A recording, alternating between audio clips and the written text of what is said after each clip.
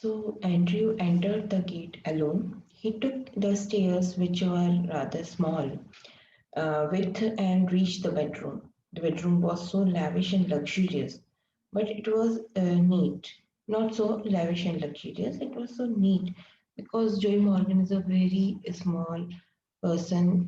He was working in the mining, so his house is like a normal man's middle class like man, so not luxurious. But inside the room were Joy Morgan's mother in law, a woman of around 70, with large than the average height and grey hairs, along with the plump midwife of the assisted to childbirth. The midwife was also an elderly age. Both sat beside Mrs. Morgan's, waiting for Andrew. So the sweet old lady offered Andrew a cup of tea because she knows that the doctor will go away from there, or it is very that time is very crucial. So that is why. So she, and that is a time of a night also. So she addressed Andrew the badge which is used while displaying the affection, realizing that the old lady might be worried about him leaving during the waiting period. He gave her a gentle smile and comforted her by assuring that he will not go away from there. The fact that she anticipated the period of waiting and was worrying about his running away made Andrew realize that she was wish and had a plenty of experience. So then, down with the chicken, he drank the tea, and she gave him the overworth, as he was knew he could not snatch even hour's sleep for if he went home. He knew too that the case here would be demanded all his attention. So what happened? He sipped a cup of a tea in the kitchen downstairs, though he was mentally and physically exhausted because of the unpleasant meeting with his girlfriend Christine. He knew it was impossible for him to even get an hour worth of sleep if he went home, although new in his line or practice. He was aware the situation was critical and called for the attentiveness. Strangely, he felt a bit active and decided um, to stay at the place. Still, his duty was fulfilled. So that is why he have to be stay there only. He don't take he did not want to take the risk to go home because anytime anything will happen. So that is why he was be there. He want to be stay there. So for that he was just take. But all these things are taking time. So he was just taking a nap there. He went upstairs after almost an hour on check up Mrs. Morgan's. He sat near the kitchen fire upon coming back. It was that time of night where everything was still. The only sound that came was the ticking clock.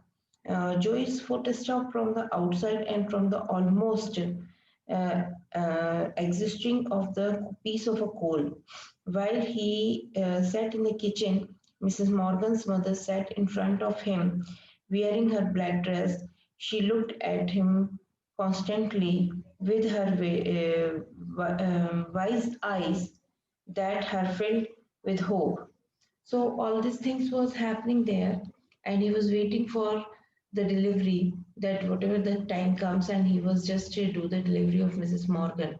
His thoughts were heavily muddled. The episode he had witnessed, Cardiff station, still obvious and morbid. He thought of Blamewell foolishly devoted a woman who deceived him, sorority and the award page. So actually, what happened? He was just sitting there and he was thinking about his life also and his friend's marriage also because he was thinking about what is his future with the Christine. So clearly and nearly pleasant, unpleasant moment with Christine. He was still being haunted by the incident that took place in the Gadriff station. He began thinking of his friends and the acquaintances who had been bad experience in love and marriage. He thought of the Bramwell, the woman he loved, had cheated on him. He contemplated upon the relationship of Edward Page, who committed to a dominating wife named the Baldwin. He reflected upon the Danny living away from his wife, not so happily. All of this brought him to an inference that made him spring. He wished to believe that the institution of marriage was a cheerful one that graduate guaranteed peace and compassion. He had also no other reason to believe otherwise with the Christine's shining eyes in his mind. He was undoubtedly facing a conflict with all his mind, heart, and soul in the disagreement. He thus rested the sting on the chest and pull out his leg while he glanced at the fireplace. He sat still for a few moments. His mind was still preoccupied with Christine until the old lady broke her silence. She was thinking about something else. Actually, at that time when he was thinking and he was just take a nap, you can say like that. And so the Mrs. Morgan was suffering from pain. So that old lady means Mrs. Morgan's mother came to doctor and and she talks to him.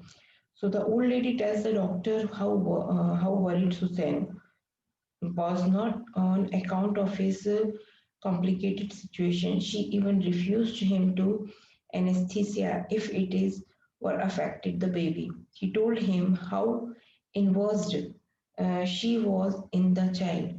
The old lady corrects herself and say that all of them are invested in the child. Her eyes were filled with a warmth while she said, the doctor, preoccupied with other set of worries, however, cleared his mind and assured the old lady that the anesthesia would do no harm either to them.